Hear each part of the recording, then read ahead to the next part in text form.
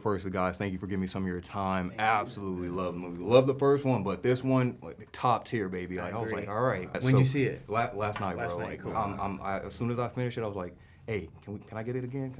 Can we play it back? But man, first question for you, Timothy. Yeah. You've been with this character for a minute now, Yeah. and we really got to see him embody this hero's journey across these two films. So can you just talk about what it was like for you, just being with this character for so long and kind of just living with it for a minute? Well, it felt like a relief to come back to this one, and it felt like kind of excising something from the system because the first movie ended, and obviously that was only half of the first book, so I felt like, oh, there's so much more to go with this story. And you know, the production of this really depended on the success of the first movie. So in the back of my mind, I thought, oh wow, this might not ever, the story might not be told. So I was just relieved when I got to come back on set and excited. And I don't want to spoil, too much, but there's many a scene in this where Paul has to grow and put his foot down and fill his shoes, and that was just so wonderful to play because the first movie for Paul was a lot about personal tragedy and kind of getting thrown out of the comfort of his own home, Not trying to delve on spoilers, but when he was writing on the sandworm for the first time, the music, the build up, I was like,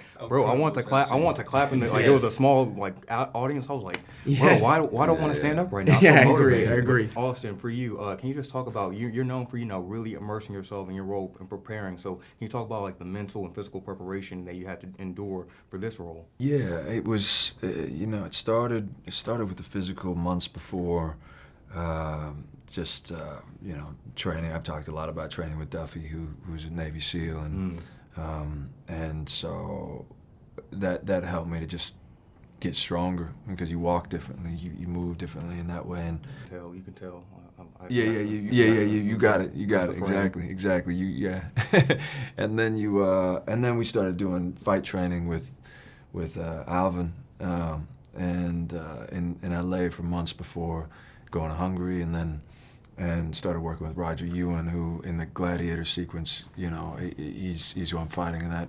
And, talk about intense. That was intense, bro. Like that's another a thing I want to sidetrack to is just the intensity you brought. Like from when they introduced you, I was like, bro, like he's a menace. Like when she said he's psychotic. Like she was not kidding, bro. Like that was intense. It really, but that's menace. A menace is a great word. Yeah. How do you get in the mind of a menace?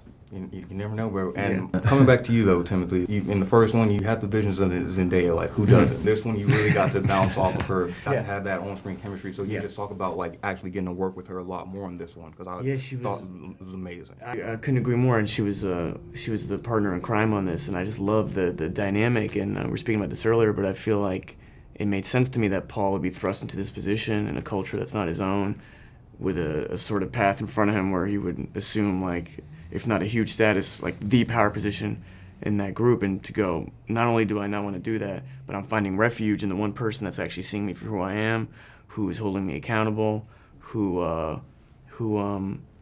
has no plans behind plans, who just, if not loves him, at least appreciates him for who he is. And that just made sense to me, and I love the complexities Zendaya brought to it. It just felt lived in. It didn't feel like classic love story where it's not earned. It felt like there was a real degree of having to earn it in this, which was cool. The one scene at the end, the very end, like she was like, the camera like panned to her, like, and it was like her. We had Florence over there, like you. And I was like, bro, that's a shot. One last question for both of you though. So Paul has the ability, he like, especially when he drinks the life of water, he has the ability to see the past, like past generations, see the past, also see a little bit in the future, see like hitting like the different timelines that could potentially happen. My question for both of you is, if you could go back to your younger version of yourself, or just a not child or teen or whatever you're in your life, is there any advice or is there anything that you would tell your younger self to looking back at where you're at right now in your career? Great question. It's a thinker. I apologize. No. Y'all learned that. No. Yeah. I don't know, man. Like on a very serious level, I would go back to my like teenage self and just say, spend as much time with your mom as possible. Yeah. Hell yeah. Mom as well. Love that, man.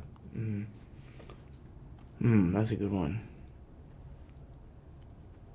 Yeah, my answer was more about me, so now I'm like, I gotta switch that up. People are like, this selfish bastard over here.